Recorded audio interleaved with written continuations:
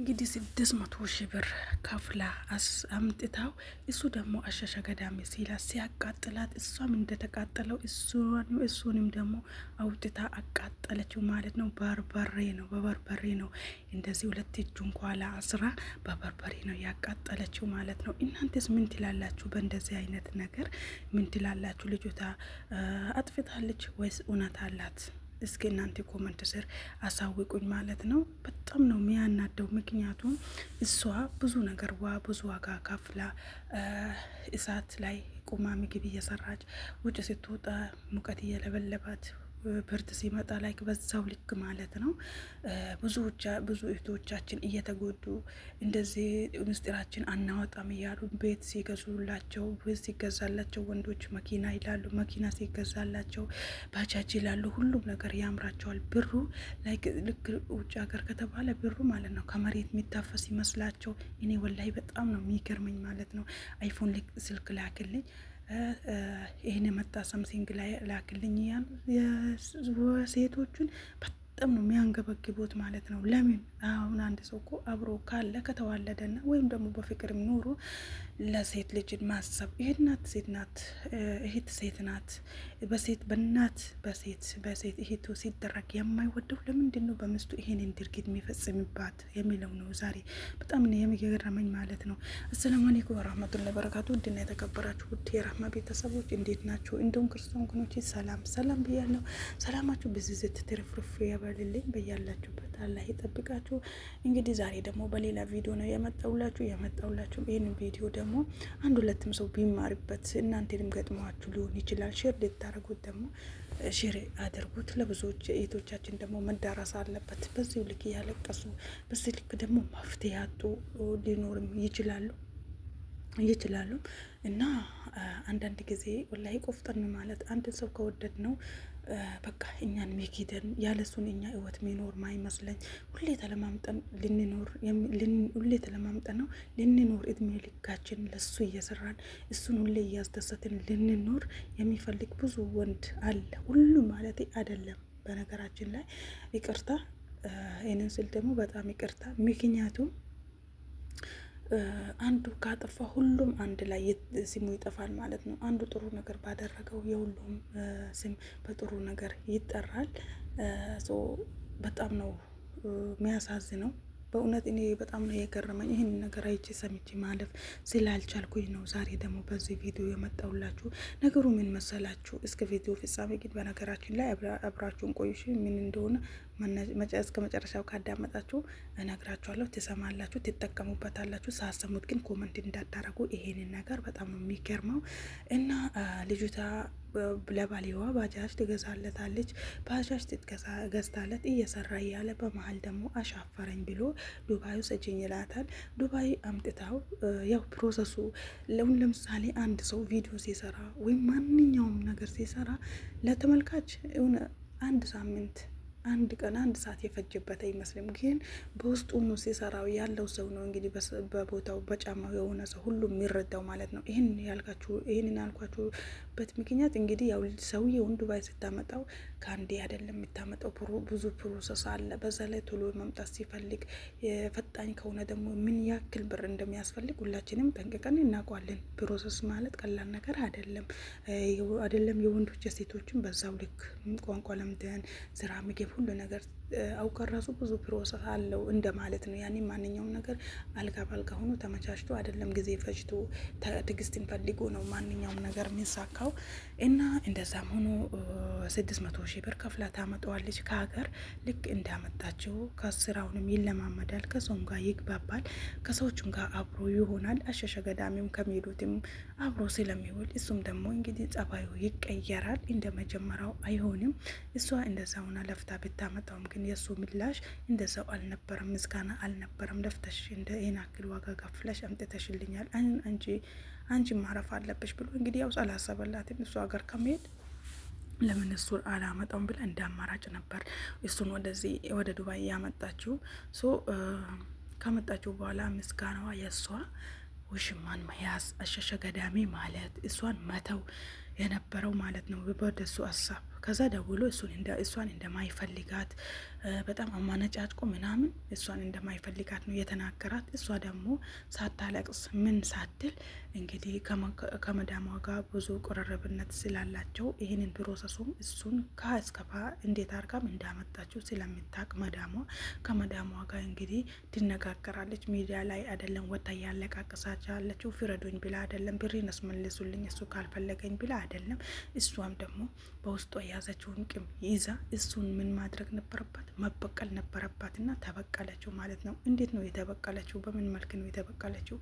እና የተበቀለችው ደግሞ ያው መግቢያው ላይ እንዳያችሁት በርበሬ ሰውየው ታስሮ ምናምን ምናምን እና ከዛ እንግዲህ እሷ ደግሞ ይሄንን ቂም እንዳልያዘ ሰው ምንም ነገር እንዳልተቆጣቸውና ልቧ ላይ ይቅርታ እንዳለ አደርጋ ፍቅር ዛሬ አትመጣ ወይ መዳም ተሳፍራለች። እንግዲህ ሴትያ ስለተሳፈረች እኔ ብቻዬን ነኝ፣ ብትመጣ ጥሩ ጊዜ እናሳልፋለን ስትለው አጅሬ እንግዲህ ቤት መጥቷል ማለት ነው። ሴትያው ግን በነገራችን ላይ አልተሳፈረችም፣ አለች አልሄደችም ማለት ነው። ምክንያቱም እሱን ለማምጣትና ለመበቀል ስለፈለገች እና ቤት ተነስቶ ይመጣል። ቤት ሲመጣ እሷ ደግሞ ቶሎ ብላ እጁን እስር አርጋ ከኋላ እጁን አስራው ፊቱን በርበሬ አጥጥናው አይኑን ማለት ነው። ምክንያቱም ካየ ስለሚታገላት እንዳይታገላት ብላ ፊቱ ላይ በርበሬ በድና አጥናው ስልኩን አስከፍታ ለቤተሰቦቹ ለቅርብ ቤተሰቦቹ ደግሞ እንደታገተና እንዳገቱትና ይህንን ያክል ብር ካመጣችሁ ልጁ እንደሚፈታና ብሮ ደግሞ እንዲመለስ አሳውቃቸዋለች። እሱም ደግሞ ልጃችን ከሚታሰር ብለው ከሚታገድ ብለው እንግዲህ እሱን የተናገራቸው ባይዘው እሱ ያው ደውላ አናግራቸዋለች። ይህን ያክል ብር ላኩልኝ ታግቻለሁ ብሎ ነው ያናገራቸው። በሚያናግራቸው ሰዓት ልጃችንማ ከሚታገትና ከሚታሰር ብንሰጥ ይሻላል ብለው እነሱም ደግሞ ይህንን ያክል ብር አውጥቶ በአካውንቷ ላይ ሲያስገቡላት እሷ ደግሞ ያለ ምግብ ያለ ውሃ ያለ ምንም በዚህ ሙቀት እንግዲህ ከመዳሟ ጋር ተመካክራ 2 ቀን አቆይታው ብሯ ልክ አካውንቷ ላይ ሲገባ ነው ልጁን አውጥታ የጣለችው ፈታ ማለት ነው። አስቡት እስኪ እናንተስ ብትሆኑ ምን ታረጋላችሁ? እናንተስ ምን አይነት ስሜት ነው የተሰማችሁ ይሄንን ጉድ ሲሰሙ? እና ብዙ እህቶቻችን የሚጎዱት ብዙ እህቶቻችን ደግሞ የውስጣቸውን አውጥተው ባለመናገር ውስጣቸው አንጀታቸው ርር እያለ ብዙ ዋጋን እየከፈሉ ለቤተሰብ ሳይኖሩ ለራሳቸው ለሚበሉት ብንበላው ራሱ ከራሴም ጭምር እየናፈቀን ለአይናችን እያማረን ማንበላ ማንጠጣ የነገ ህይወታችንን እያሰብን እኛ ደግሞ በሰራነው ልክ ደግሞ አናገኝም። ምክንያቱም በሰራነው ልክ አናገኝም ስላችሁ ያልኳችሁ ምክንያት ለሰው ጥሩ በሰራንለት ልክ ያንን ጥሩ ምላሽ አናገኝም ማለት ነው። የዚችም ልጅ ምላሿ ይሄ ነበረ። እንግዲህ እሷም ደግሞ ብሯን አስመልሳ ብሯ ከተመለሰላትና አካውንቷ ላይ ካገባ በኋላ እርግጠኛ ልክ እንደሆነች ላይ እሱን ፈታ ለቀዋለች ማለት ነው። የትም መሄጃ አይኖረም እንግዲህ የሚጣለው የት ነው? መንገድ ላይ ነው። ማድረግ የነበረበት ያው ተመጣል ነበረ። እሷም አንጀቷ ነው የራሰው። ብዙ ሰው ኮመንት ላይ ተካረገች እሰይ ብሎ በጣም ብዙ ሰው እያመሰገናል። ልትሸለም ይገባታል ብሎ ብዙ ሰው እያወራ ነው ያለው። እናንተስ ብትሆኑ ምንድን ነው የምትሉት? እውነት የምችል ጀግና ናት እንደዚህ በማድረጓ ወይስ በጣም ተሳስታለች?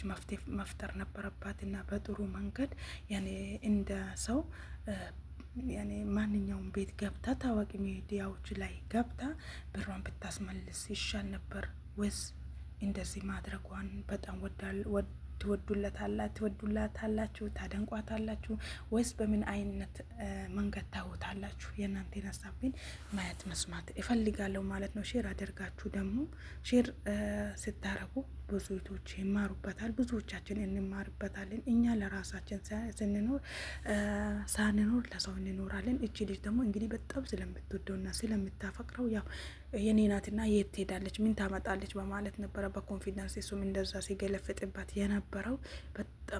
በጣም ነው ቢገርመው ወላሂ ይህን ያክል የተከፈለለት ይህን ያክል ዋጋ የተከፈለለት ሰው ነው በዚህ ልክ ጭካኔ የሚያመጣው። ለነገሩ ለወደፊትም እኮ በጣም ከባድ ስጋት ላይ ነው የሚኖረው። ምክንያቱም ቤተሰብ አለ እዚህ ጋር እኛ የራሳችንን እንትን ስሜት ብቻ እያየን ያን መናደዳችንን እያየን በኋላ ደግሞ ወደ መገዳደል ነው የሚመጣው። የቤተሰብ መጎዳዳት አለ፣ መበቃቀል አለ። በጣም በጣም በጣም ከባድ ነው ማለት ነው። ምክንያቱም በአሁን ጊዜ ሰው የሰውን ህይወት ለማጥፋት ወደ ኋላ የሚልበት ጊዜ አይደለም። በጣም የሰውን ህይወት ለማጥፋት ሰከንድ የማይፈጅበት በዳው ቂም በቀል እንትን የበዛበት ዘመን ላይ ስላለን በጣም ከባድ ነው። በተለይ ለቤተሰብ ተጽዕኖ እየተደረጋል። አሁን እቺ ልጅ በስደት ላይ ሆና ማንም ባይደርስባትም አገሯን መግባት ስጋት አለባት። አንደኛ፣ ሁለተኛ ነገር ደግሞ የቤተሰብ ለቤተሰብ ሰቀቀን በጣም ከባድ ነው እና እሱም ደግሞ ይህንን ማድረግ አልነበረበትም። ምክንያቱም ማይፈልጋት ከሆነ እውነቱን በቃ ይህንን ብር ሰርቼ እሰጥሻለሁ አንቺ ከዛኛው ከነበርኩበት አውጥተሽ ወደዚህ ዓለም አምጥተሽኛል፣ ለአንቺ ደግሞ ውለታሽን ይከፍልሻለሁ ብሎ በጥሩ በመልካምነት ቢያናግራት እኮ ምንም ማለት አይደለም። አሁን እኮ ችግሩ ምንድን ነው? እሱ ከነበረበት ችግር አምጥታው እንኳን ምን ታመጣለች፣ ምን ትሆናለች፣ ማናት፣ ምንድናት የሚለውን አስቡ።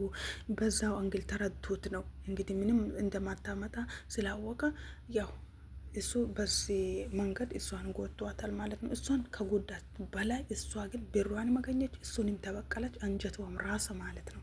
ግን እኔ የወደፊት እንትን በጣም አስጊ ነገር ነው የሚመስለኝ።